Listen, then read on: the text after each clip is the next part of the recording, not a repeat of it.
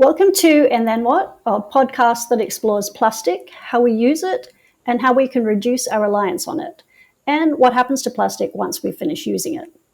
I'm Kathy Earle, and in today's episode, we're diving into the intersection of plastic and sustainability. We'll explore the impact of plastic, off-grid living, plastic usage, and the steps we can take towards living a more sustainable lifestyle. My guest today is Kim Grimwade. Kim is a retired lawyer, currently studying microbiology. She has built a sustainable home in rural British Columbia, Canada, and is deeply aware of the challenges and realities of plastic use while living off-grid. And for full transparency, my guest today is also my sister. She is one of the most sustainably minded people I know, so I think this discussion about her approach to reducing plastic and living off-grid is going to be a good one. So let's get started. Kim, welcome to today's podcast. Can you tell the audience a bit more about yourself and what led you to living a sustainable lifestyle where you are today? Well, thank you for having me. And firstly, I'd want to address that I come to the topic of plastic from a little bit different direction. My lifestyle thrust is health, independence, and earth care. And so in all of that, plastic is part of that. So this episode, you can expect me probably to meander a little bit off topic, but I always try and bring it back into plastic. I came to this primarily because of those interests. So I just do, one foot in front of the other to see what I can do in that direction. So you're currently studying soil microbiology, correct? Which is a big switch from your previous occupation as a lawyer. What drew you to these new studies, and how does plastic pollution factor into soil health? I have to say that my first love was plants, and I've always been fascinated by them, and I probably should have followed that path. Instead of being a lawyer? And my favorite subject at school was biology. So if I'd put those two together, if I knew then what I know now, of course you never do, but if I knew that now, I would have followed that path. But like all things in life, you have to start at a foundational place. And my permaculture and studying soil path, the foundation of all things above starts from below, and what's in the soil and what's going on in the soil is really the foundation of our life. Everything that we consume comes from the ground.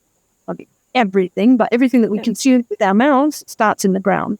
And so if it's not working there, then it's not going to work going up. So that was my motivation for getting into soil. I started growing plants, and you have to dive down a little deep. And so literally.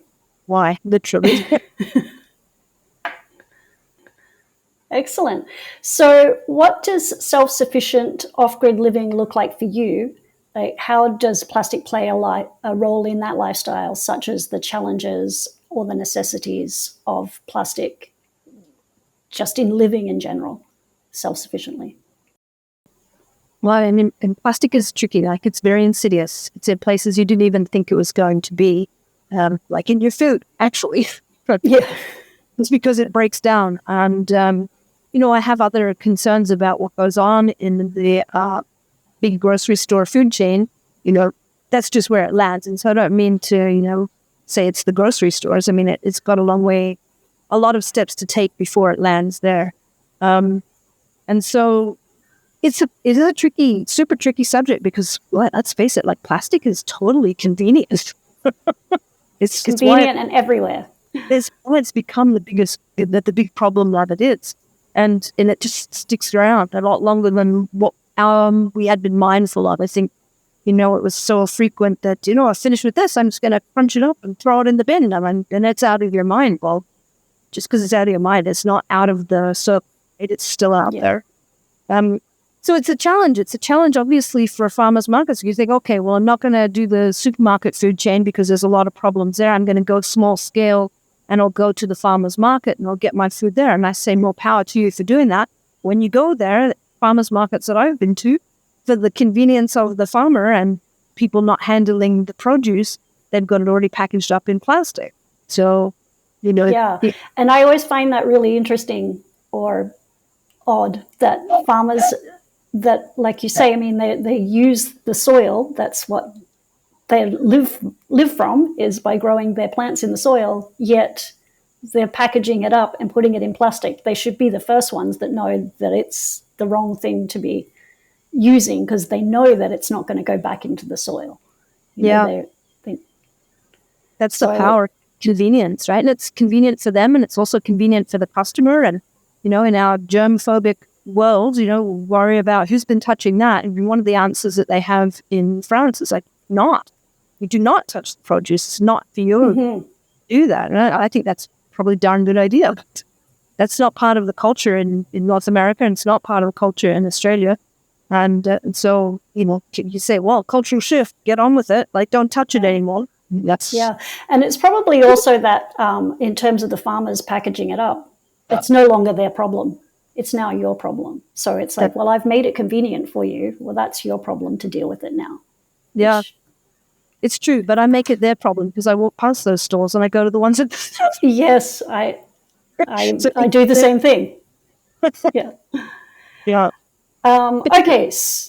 Yeah, they can. I mean, there are other things that you can do, obviously, with papers and things like that. But I think the answer, again, I like to put the pressure back on the consumer.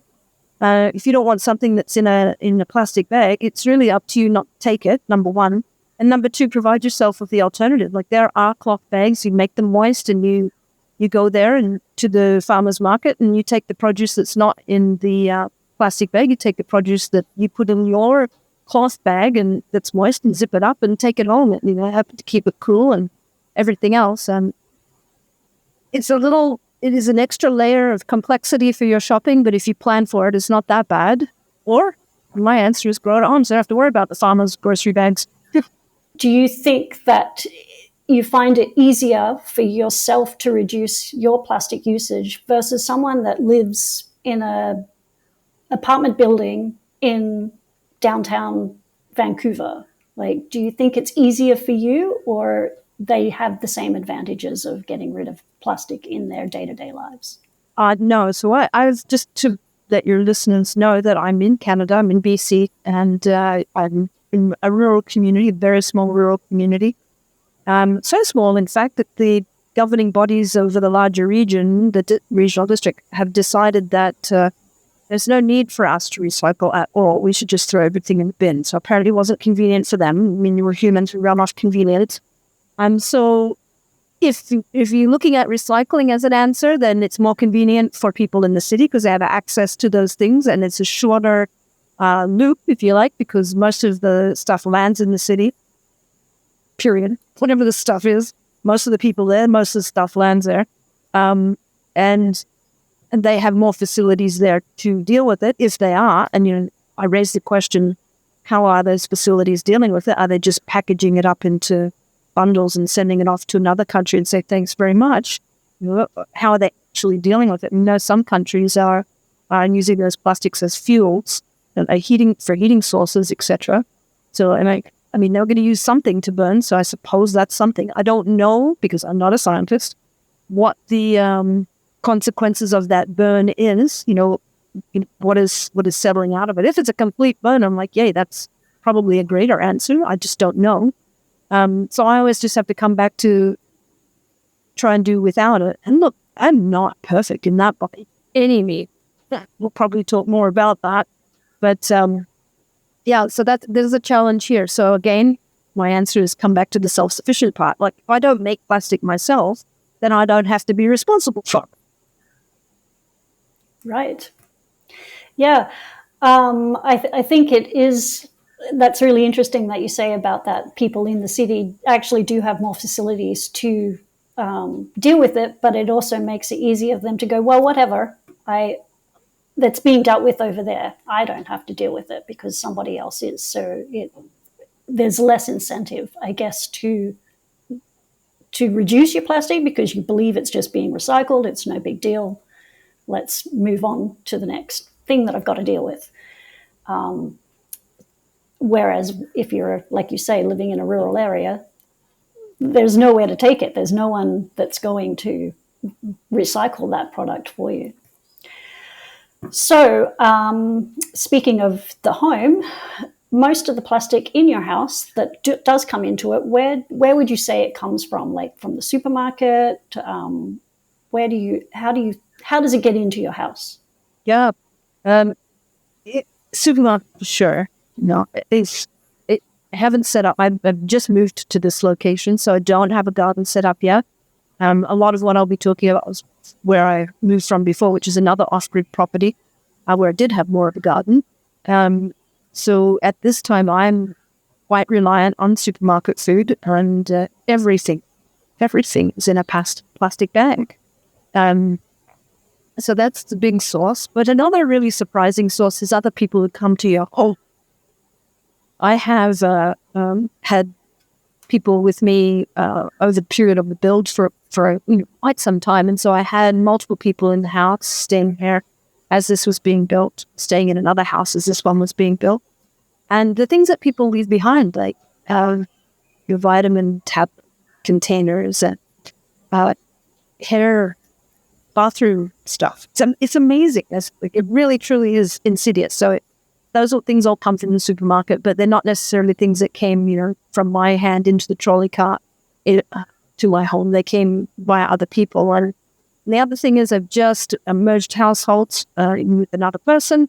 And so, I was just like, yay, I'm getting rid of all the plastic that I had and I'm going back to my glass container. And then, boom, I got a whole pile of more plastic in the kitchen.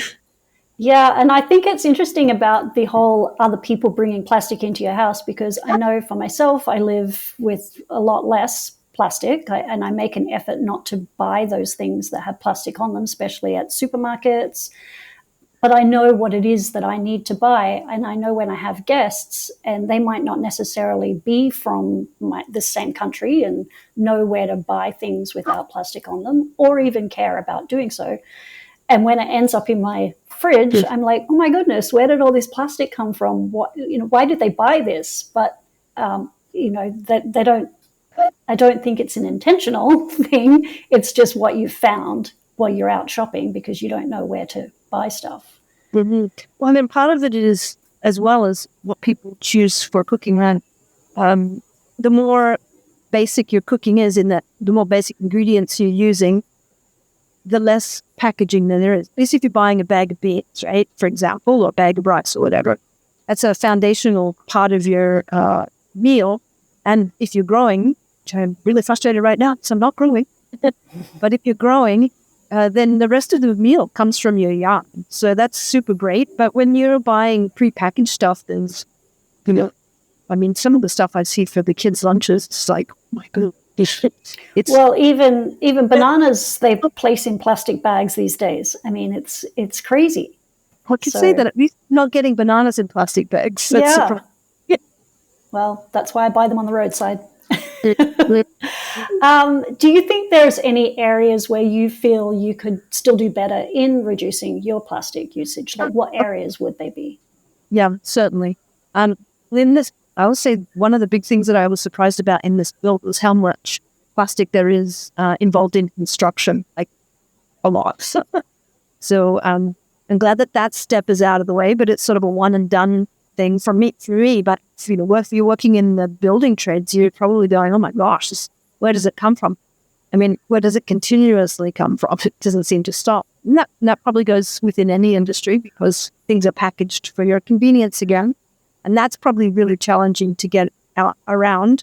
But just back to the home and on the day-to-day, it's a matter of the place right now that I'm finding the challenge is I'm getting ready for the growing season. Now I had lots, so I'm big on the recycle because it's not just recycled, it's reduce, reuse as well. So I'm big on reusing plastic pots that I have so that they're not a one-shot wonder. It's like, if you thought about it as a more, if you want to think about it on a progression of higher up the scale of how long a thing is going to last for, you tend to use it over and over again, like a glass jar. You can use that a lot. But plastic doesn't tend to be treated in the same way for lots of really good reasons. But at least I can use my pot, etc. again. And then as I progress along and they eventually break down, and perhaps I'm not buying as many new plants, and as I start with my seeds going into the spring here, I can start doing things more in just straight peat, or there's soil blockers for seed starting.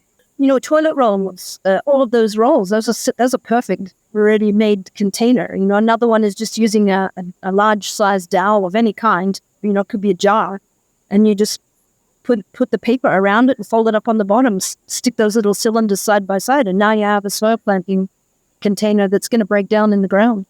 Okay. So you've always grown your own food, and we were just talking about you about to start up your greenhouse, which you have a very large greenhouse in your new place, which I'm sure you're very excited about. You haven't been able to start using it just yet, though? I just got in there the other day. I bought some ginger from the market, and I always look for the stuff that's got a little bit of a green nub on it so I can get planted for cheap or free. And so I just planted some ginger out, and I buy in the fall, I do a big farmer's purchase. And so as the winter goes along, some of those items, they're not food worthy, but they're starting to grow. So I got some sweet potatoes that I put in. But this next few weeks, I'm going to start getting ready for spring. So tomatoes will start to go and get some seeds in. Oh, very exciting. Yeah. So how do you see having a greenhouse? I know not everyone can have a greenhouse, but for you, you're going to be able to have this amazing greenhouse.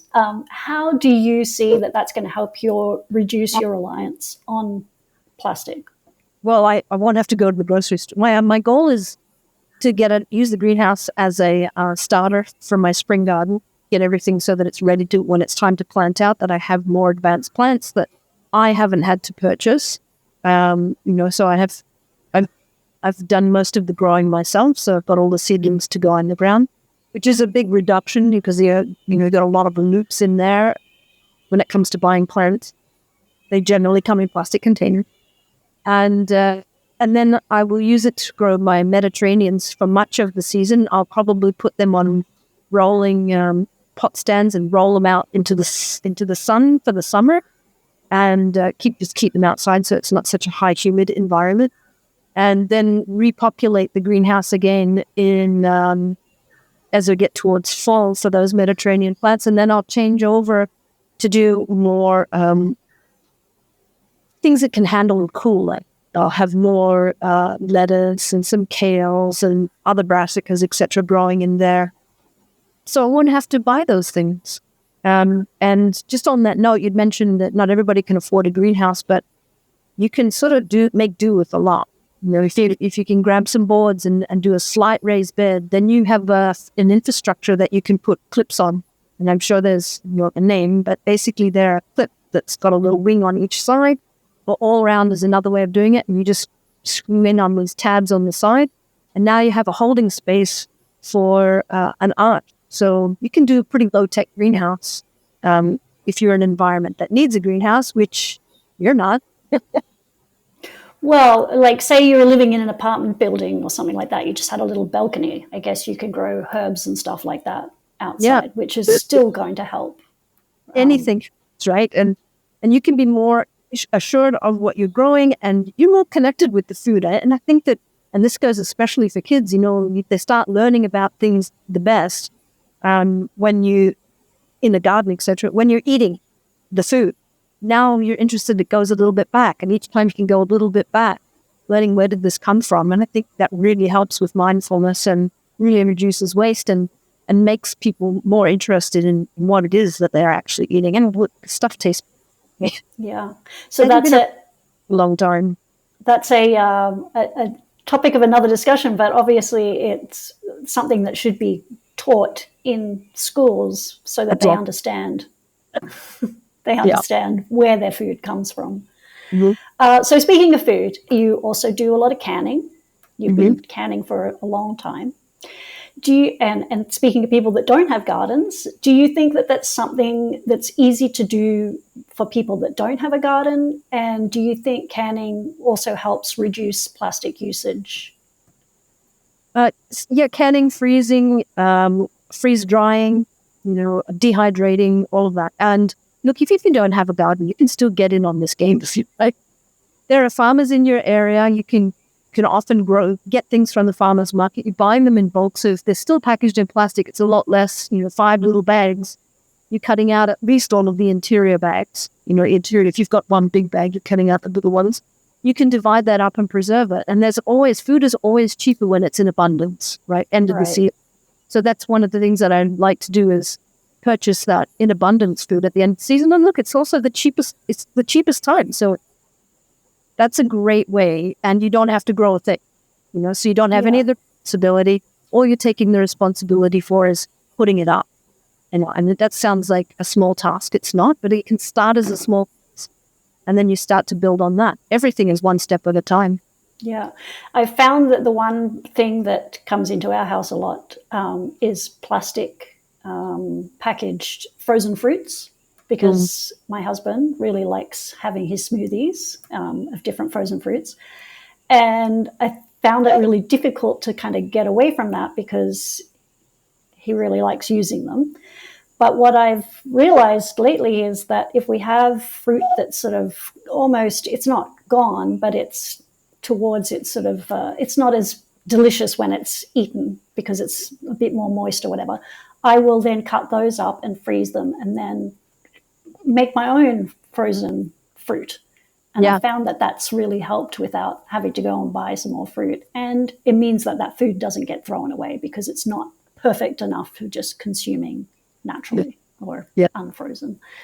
Yeah, I find I do the same thing. Bananas, you always bunch bananas. I do it because I don't want to go back to Terra. I can live about 50 minutes away from the nearest grocery store. So I don't want to be going back there for a small thing. So I try in bulk. And bananas are one of the things that, you're eating them and then all of a sudden they get forgotten. So they go into the freezer whole, and then I can make banana bread at a later point. But that's a great way. It does take up space in your freezer, and that's the advantage, I think, of canning, is you can put something shelf stable. I don't know about bananas, just tried that. But you can certainly dehydrate them. One of my favorite childhood treats was a dehydrated banana. Yeah, I love dehydrated bananas as well. Canning also, do you think that it can help you reduce costs? I guess because you're saying buying it in bulk, that will help you with the pocketbook. Yeah, and so it's another advantage. It is. But I'm not trying to sugarcoat it. Like, canning definitely takes time. It's a simple enough process, and anybody can learn it by watching a few YouTube videos or read about it, whatever. It's not complicated, but it does take. There is an initial investment. Often you can find cans in secondhand stores, etc. You still have to repurchase your rings, so there's some other kind of waste there. There are some that are recyclable, and I've read a little bit about them, but I haven't gone into it yet. They're probably made of plastic. And I can find out. So it does take time. If you incorporate that into your meal prep anyway, it's not that bad. Probably the easiest is dehydrating, because you lay stuff out on trays, you set it up. You might pop in and check it every so often. Or maybe you're going to turn it, but it's the least time consumptive. Time consuming. It's not as much of a time. Yes. Yeah. And when you're working full time and you've got, your family and life on the go, that you don't have a lot of time. So if you can find things that are convenient, like a dehydrator, that's great. Yeah.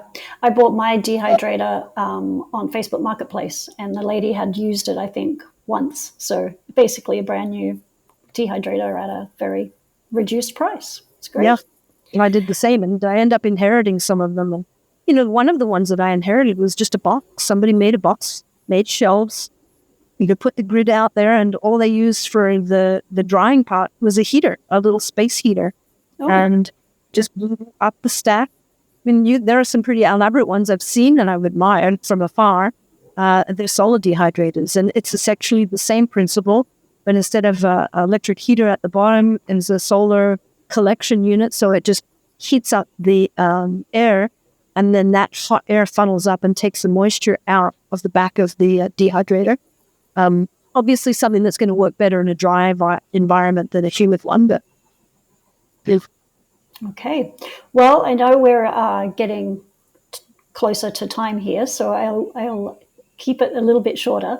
And I know this question is something that you know a lot about, so we'll just keep the answers brief on Oh, this one. But composting is another key part of living sustainably. What composting methods do you use and recommend? And do you think composting helps with raising your awareness of plastic that's coming into your house and pollution? yeah. So a few things. Composting, obviously, can do them just straight in a bin. Composting is a bit more complicated. The easiest composting, I think, is doing straight into a bin, but you have to finish with worms. And I could get into this for a long time, and I won't, just because of what you're actually eating and how that actually works out for plants. But the front part of the question is, how does that raise your awareness? Well, when you're putting things into, and I'm going to use a worm bin because I think it's the simplest and most beneficial. You start to see what's left over. Like the worms essentially like not touching that, and now you have these bits left over. So some of the things you weren't thinking of, like those little stickers on your food. Yeah, On your and tea bags. Tea bags was a big one.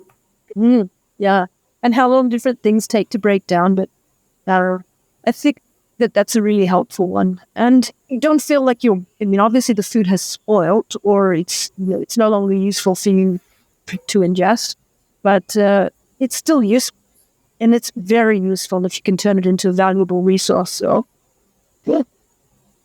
So Or you you're can going to do go with, some right. So your food from your garden, your leftovers, your worm farm, back to your food for your garden. yeah. So you would say that worm farming would be the easiest solution for most Yeah, people? I say that because you can do it in an apartment, and you can do it. You can do it. Doesn't matter where you live. If you live in a van, you can still do it. Obviously, you're taking up some pretty valuable real estate if you live in a van, but these are things that you can definitely do. It doesn't take much. Do a little bit of research on the internet, and you'll find out about it. Probably the most challenging part is climate control, and I say that for the people living in vans, because worms have a happy temperature range and an unhappy temperature range, and lucky for us, it follows not too far outside of our cool happy temperature range. Okay. You're not producing something really bad, right? So yeah. Yeah.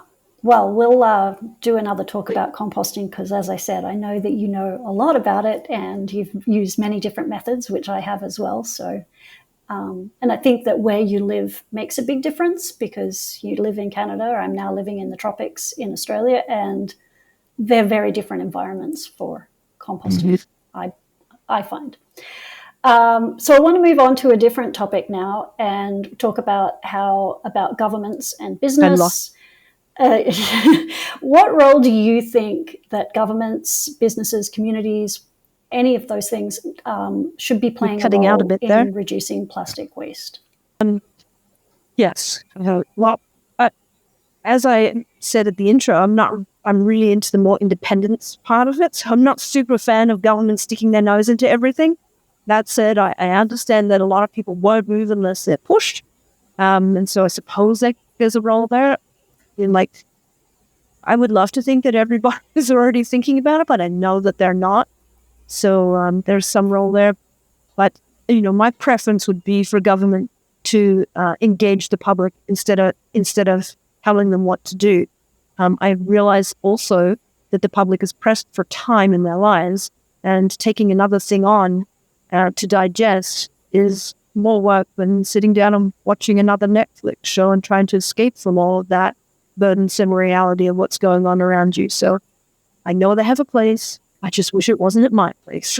Right. So I mean, I agree with that in terms of sometimes they do need to push. Like I agree with governments keeping their nose out on a lot of things, and but also that they do sometimes need to give that push to people because they won't do it themselves. And I say that in terms of with the ban on plastics in business, as in takeaway businesses, people just wouldn't do it.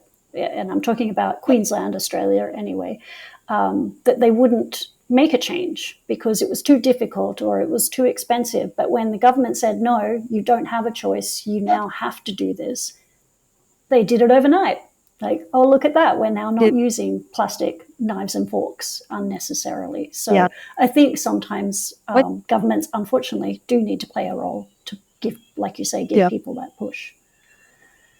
I mean, and then I thought that the whole part of the plastic bag is really a missed opportunity for a lot of businesses to go back to as we did when we were kids, was paper, and take that as, instead of putting out the vouchers and stuff, like sell off the advertising. Look, if you're listening, sell off the advertising on your paper bags and stop charging people for them. Start charging the advertisers and get some coupons. Just close the loop again. Right. So putting advertising on the bags, and that's what pays for them. Mm-hmm. Yeah, they don't have to be paper. They can be reusable. Well, I think people are doing that with the reusable bags, though. It's just that... I think your boomerang bags in Australia is fabulous. Yeah. I don't know how well that's doing anymore. Like, I haven't heard much about it, but I do think it's fantastic to take old sheets, etc., and then make them into bags that people can just use as their day-to-day bag or their reusable bag. But I think that there's so many bags now that are around that it's not as necessary, and they cut the bags from the supermarkets. So yes, and that's kind of an interesting thing, and the reason why I like government to keep their nose out. So they said no plastic bags, but really the bags that got replaced with are plastic bags in another form. So yeah, go and back thicker. To at least it just, Yeah, I agree. All right, so before we wrap up this podcast, I have one final question that I would like to ask my guests. With plastic production set to increase, we're not just dealing with the plastic already that's in the environment, that's already been produced, but also the growing amount of plastic that is going to be produced in the long term. So what would you think is the long-term solution to this plastic problem? Should we be focusing on burning the plastic, recycling the plastic, reducing or repurposing it into new goods? Like, what do you think that we need to do to address this plastic pollution issue in the long run? And then what's going to happen to the plastic? It's basically it. Well, I mean, back to the beginning of this conversation, it's like plastic is insidious and it breaks down and gets into everything, including your food, and including in the soil, and it breaks into microorganisms. It breaks down into tiny little things that all know about. The issue with the fish eating something that looks like food, same thing happens on the little microscopic level. So it's definitely something to be concerned about. But again, based on the fact that I don't really want government involved, and I want people to take more responsibility. Because the only reason this stuff is in our environment is because it's the companies that are packaging and putting, or the individuals that are packaging and putting things in plastic are doing it for perceived convenience for the consumer. It's the consumer's responsibility to say no. Find another way. A better way of addressing it then is education, so that people know that. Yeah, let's see if they knew what the real impact was, instead of like, oh, it's ending up in the sea, it's ending up in the landfill. It's ending up in more than that. It's ending up in your food chain. It's ending up in your baby's milk. It's ending up in all kinds of places that you had no clue. So I think that in government, helping people is help people to help themselves. In that, if you don't know that there's a problem, you'll go along blissfully ignorant in life, doing things the same way that you always do. If you learn something, you're like, oh, I can't ethically do that. I can't responsibly do that. I can't do that to my own kids and my grandkids. I can't do that to my neighbor. I have to do something that's going to make sense, and I can only do what I can do. And then maybe if other people want to talk to me about it, help them do better. But government used to have these education programs, and sure, most people will remember them. They'll slip, slop, slap for some cancer, right? Why don't they do something like that? Instead of like deciding what they're going to do, like let us come up with some better solutions, as we did, when we knew that there was this big problem. I don't think people realize the depth and the breadth of the problem. And I think that if they did, they would really want to do what they could to avoid it. I think there is some interesting science out there with mushrooms, reducing plastic, but I don't know if that's the answer, because I think that just goes into the food chain in another way. So I think Right. the ultimate answer is avoid where you can, right? I'm not saying it's easy. It is not easy. No. Well, I think that we've covered a lot today. So thank you so Yep. much for taking the time to share your knowledge with us. If anyone has any questions or comments on today's content, is the best way to communicate with you just via the comments on this YouTube podcast, as you're not really Yeah. a social media person? More. Yeah, the comments down below. I'm very curious to hear from your listeners who know anything more about the as plastics break down, other places that they know of it getting into the food chain, because it's only with knowledge and awareness that we can really tackle this problem. And it's up to the individual, truly, because look at my plastic bag example. What government did when they stepped in was like, oh, just made it look different, which is kind of what governments do. They have a very short cycle. We have to think of long term, our children, our grandchildren, because they're the ones who are really stuck with it. So Yeah. whatever you're doing for convenience, you're sticking it to them in a big way. Yeah. So education is the solution, and starting at a younger age, not talking so much to the adults, but talking to the kids so that it can build from there. And just be Yes. happy, take small steps. Every small step counts.